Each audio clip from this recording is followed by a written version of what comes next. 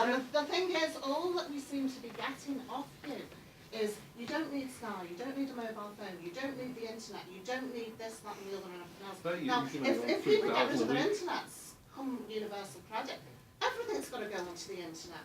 So, you know, it's nearly, and as I've said to her, we don't have a money tree out in the garden. It's not a luxury. If someone like your mum only has £40 a week, it doesn't matter, you can't get rid of any more to actually turn around and say, I will pay it. And it's the likes of that lady's mum who have, you've backed into a corner. If you don't pay it, you threaten eviction. You've basically even said, you know, after a couple of weeks, people will start getting letters. It was on your Money Matters. I think it was 4 weeks, wasn't it? Yeah, it's still bad because if people, it doesn't matter how much you tell people to get rid of this, get rid of that. Some people don't have anything like that, and they're still, as I said, £40 a week. You can't live on it. Because the law says people need a certain amount to live on. And what happens now that the bedroom taxes come in, people are not going to have that amount to live on. I don't know how much you earn a week. It's probably, someone just give us £17 a week, it's nothing.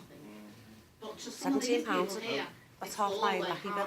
When I come into this building, when you first come in, I was on the phone to one of your officers, and I asked them that question, and they told me 360.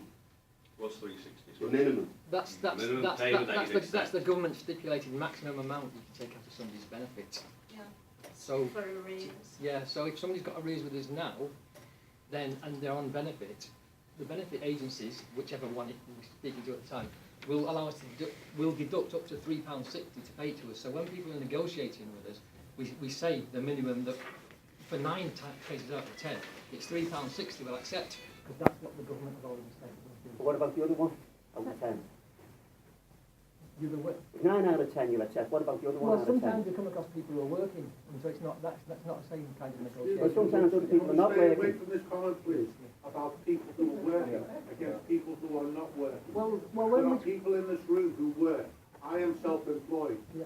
But when we're dealing with people, the way the system runs, people who are not working get treated in a different way than people who are working. So how can we not do it in terms of day-to-day operation? Can I just ask, are you going to allow, you know, when people maybe would place a job teachers to come out of working with illnesses and things like that, or they've had an accident and they can't work, when they come onto benefits, are they going to get any sort of break until then? So, say if you're a male and you work full time, so you've been paying your full rent and there's no issue, and then all of a sudden you're laid off from work and you've got to start paying it, are they going to be allowed like a few weeks to find another job before you start hitting them with this, or is it straight away they'll have to pay this bedroom tax? There are two things. First is we're always obliged to tell people what their rent status is. So whether you're in credit or you're in arrears, you're always going to get letters saying what your rent status is. And if you're in arrears, it will say that you're in arrears. Because we have a duty to keep people informed. So that's one bit of it. After that, it's the negotiation thing. And we do not jump on people at low levels of arrears. Nobody goes to court from WPH for, you know, small debt. It's always several things. Small, I tell you what, I'll get you the figure for our average debt at eviction, which is only a small number. It's only about 5 people a year. Are you actually thinking of bringing ground 80? It's always been an option. Yeah, that's one of the things that the board has considered. But Steve considers it. I mean, you've known about the bedroom tax for many, many months. You have your plan in place now. So whether you considered it or not is not the issue. What are you actually going to do about the issue that lady just raised? At the end of the day, we're going to try and sit down with people and work out a reasonable plan. But I can't say here and now at this stage we will not evict people. There's just no way we can say that.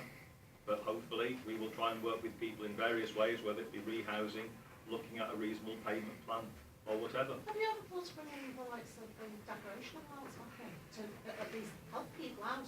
4 weeks, free rent? Well, that's for It's new tenants. £400 odd pounds. Yeah. And what about for pre-existing tenants who have to pay the bedroom tax?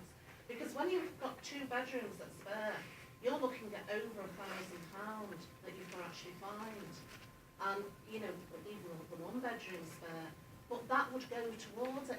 People, and I know most of your tenants, look after their houses. What's going to happen is your houses are going to go right the way down this morning because they haven't got the money now to do the decorating, to keep, you know, I know loads of tenants who actually do their own repairs. It saves you money. they're stopping doing it. So in the long run, you will actually lose out for not thinking up something. Let's try and give the tenants at least a little bit back to help them out. If this bedroom tax doesn't get squashed, I mean, you know, we do have a High Court review for some of the disabled in May. We hope it might actually turn into something else that the government will change their mind. But in the long run, it's you that are going to lose out. You're going to lose your workers. You know, the whole idea of this is probably to get rid of housing associations. Social housing might go down to the ground. Well, we're looking at all sorts of ways. Clearly, we'll have a look at possible allowances and the like, but at the end of the day, it is a question of working within the scheme that's being applied Well, if the across the council could section. do it when they didn't have any money and they gave people 4 weeks free rent, But then I'm quite sure that yeah, you can. the only is that the new tenants, and we carry on still giving decoration allowances in the same way. It's, obviously I live on the Overchurch and my husband and I live on the Overchurch and we actually do a lot of litter picking, we do a lot of cleaning and what have you, and we actually litter pick and they put areas around the scheme, but since it's bedroom tax and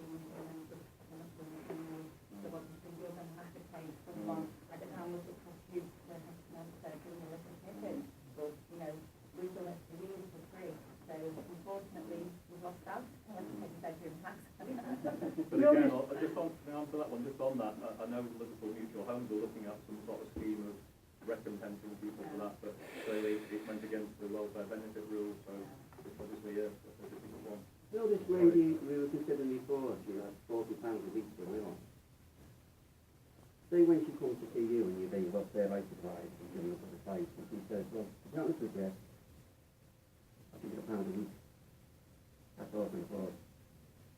What's your response to?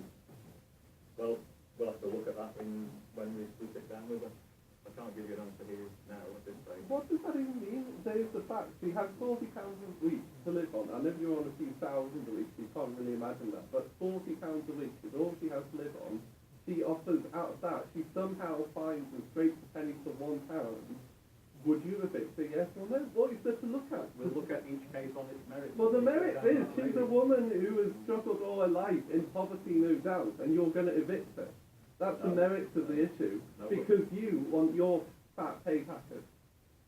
We will sit down with each case on its merits. I'm not going to get into individual cases here. Well, we're not getting into individual cases. It's a proposed version.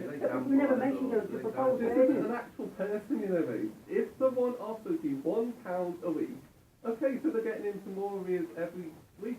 But are you going to shut them out so you can put someone else in? We'll have to see what all the other options are. When you consider that, someone will offer £1. Say she's 2 bedrooms over, but most of her rent's still paying by government. So you're not losing £100 a week. You're only losing, say, £22 a week. She's offering to pay you £1 or £2. So you're losing £20 a week, rather than go through an eviction process that costs you a small fortune. Well, you assume that we're going to jump to eviction, and that's not necessarily the case. This is what we hope to gain from today, is that you will actually now see the way people are actually feeling. You're not losing all your rent. We're not all turning around and saying we're not paying anything to But you assume that we're not dealing with these kind of things in a day-to-day way already. Well, Okay, you this don't makes a have problem. feedback to your tenants, so you send your glossy magazines out, but you don't have the feedback. Just to get a little bit of knowledge that in simple terms. I think the difference, sorry to interrupt you, but in simple terms, this is what's going to happen. 2,200 people, tenants of Whittle community are going to find themselves in difficulty. That's a fact. That isn't, you know, okay, not in 1 week enough, but over a period of time, unless this disgraceful bedroom tax is thrown out, in real terms, people are going to struggle and they're not going to be able to pay you. Now, that's why I asked you initially, what is your strategy for that? Because you can't evict 2,200 people, or can you?